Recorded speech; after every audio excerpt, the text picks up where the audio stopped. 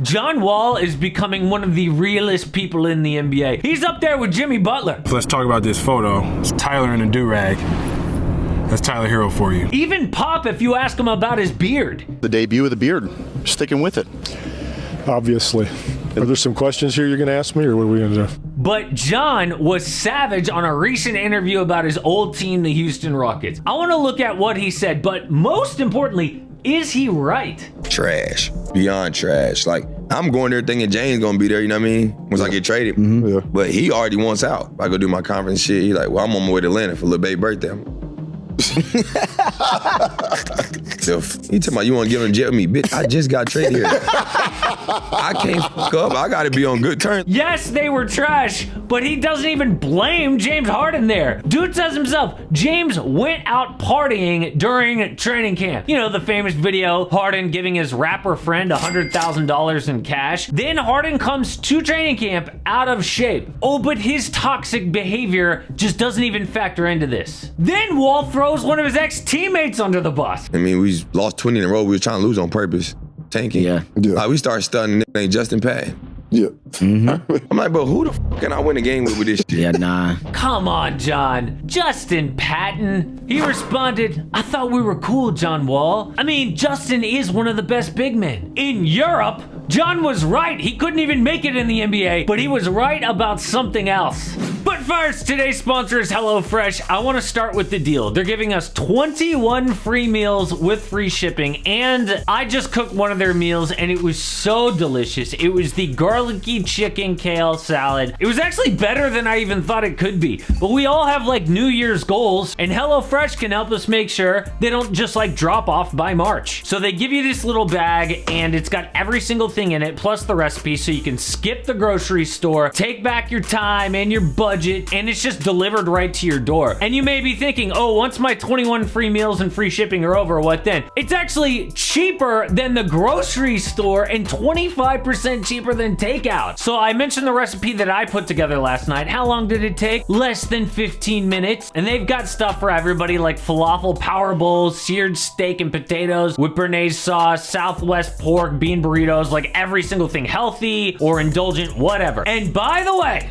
I am going to do this for Valentine's Day. A, my wife will really appreciate it if I cook the meal for us. And B, look, we've got a new baby. We're not going out anyway. So go to HelloFresh.com, use the promo code AMHOOPS21. 21 free meals plus free shipping. 21 free meals plus shipping. Thanks again to HelloFresh. When Wall got to Houston, a lot had changed. The Rockets had gotten sold from Leslie Alexander, who owned them during their championships, to Tillman Fertitta, who started dictating things to the front office, like trading CP3 and picks for Russell Westbrook. What? So Daryl Morey was like, you know what, I'm out of here. He was replaced by a new GM. So Mike D'Antoni left as head coach, and he was replaced by a young Steven Silas, who had never even had a head coaching job. With all that, James Harden forced to trade. So yes, they were tanking, but they had to do something with John Wall, right? At first they let him play, so hopefully he could rehabilitate his career and somebody would trade for his big contract. That didn't happen, so they told John just to go home so the younger guys could play. Seems like a good idea, right? You let the young guys, Jalen Green, Alperen Sengun, develop,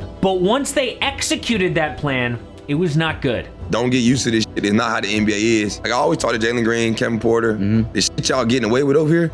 You go to any other teams, you'd be out the league. You'd be like, you wouldn't play. You're not playing. They wouldn't play. No facts. So I'm trying to explain that to them because they think it's sweet. And I'm like, if you ever get traded and go somewhere else, you can be like, this motherfucker was right. He is right. Look at these defensive mistakes on any other team. If you do any of this more than once, you get benched immediately. Oh, but in Houston, it's all good because they're developing, except they're 29th on offense. Like, I get the defense. They're young guys. They don't take it seriously. Almost dead last also on offense. That is a problem. Eric Gordon slammed his young teammates recently, and I thought, oh, he's just a disgruntled vet. Now, I'm taking it seriously. Are you seeing the improvement that you thought you would see when the season started? There's no improvement. You do not hear that about other young teams in the NBA, like the Magic or the Pistons or the Thunder. Something is seriously wrong in Houston. But who is to blame here? John Wall actually said who's to blame. When they came to tell him that he would be a part-time player, Coach Steven Silas spilled the truth. I said, I'm not doing that. Either you're going to guarantee me some minutes, right, or I'm not. But I'm like, let him up earn the spot. Not facts. And the coach, he was like, man, you don't deserve that. Like, you should be a starter. Like, you don't. But like, this is what they want to do. What they want to do. The front office, the Rockets owner and GM are dictating everything that happens on the court. Coach Silas doesn't have any power. He saw John Wall should be a part of the team, but the front office told him no. They only hired Silas because they could tell him what to do. Of course, a guy getting his first job as a head coach, well, he'll take it because it's his first job, but what a horrible situation to be in. Oh, but they needed to tank to get a high draft pick. You really think John Wall at this point is gonna win them a whole lot of games? No! Even when he played, they were 11-21. That is a 32-win pace. So they would have had the Kings draft spot at 4 if they had that many wins. So instead of drafting Jabari Smith Jr. at 3, it saved them 1 draft spot, Keegan Murray. But the other thing they lost was John Wall helping with better development of these guys, having some accountability for the players and leadership. Instead,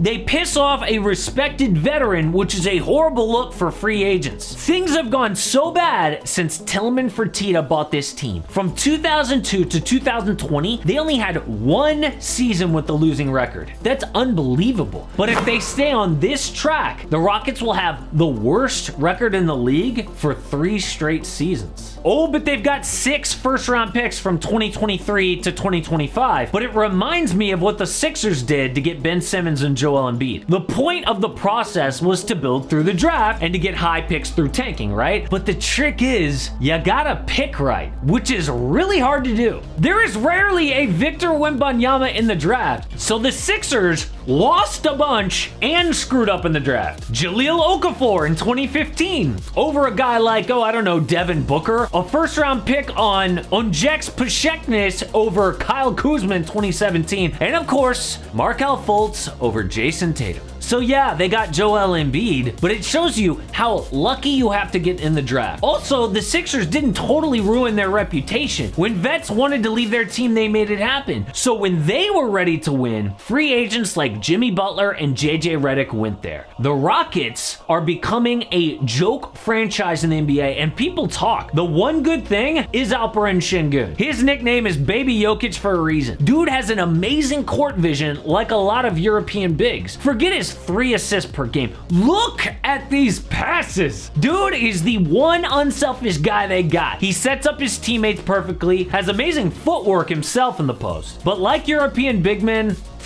not great defensively. Compare him to Jokic or Domantas Sabonis or Nikola Vucevic. Yeah, 3 offensive all-stars, not known for D. So overall, I feel bad for Rockets fans and their future, but I also feel bad for John Wall. He used to be a top 5 point guard in the league. In 2017, career highs of 52 points against the Magic, 20 assists against the Bulls. Then he got injured and injured again. His knees, Achilles, his heel, a surgery got so infected they almost had to amputate his foot. After his mom died of breast cancer, he contemplated ending his own life. But after the Rockets bought him out last year, he signed with the Clippers, but dude's just not the same at this point in his 30s. The idea with John is to kind of take the slow approach, but the Clippers don't have time. They're barely making it through this season. They can't wait for Wall to improve. He is inefficient, can create, but he turns the ball over with horrible defense and rebounding. Now, the Clippers are looking to trade him. The Clippers are searching for depth on the front court and have discussed guard John Wall in potential deals. To replace him, rumors say Mike Conley might be an option, but if dude can't make it on a cheap contract for a contender, we might be close to the end for John Wall in the NBA. He opened up about mental health recently. It is pretty clear he does not care what other people think. So now that he's speaking up about Houston, we should all pay attention. John Wall trivia time though. What did he win at All-Star Weekend in 2014? The dunk contest. But we never see stars like John Wall or even the best dunkers anymore. So what happened to the dunk contest? And why don't stars want to be in it? I made a whole video answering that question. Check it out.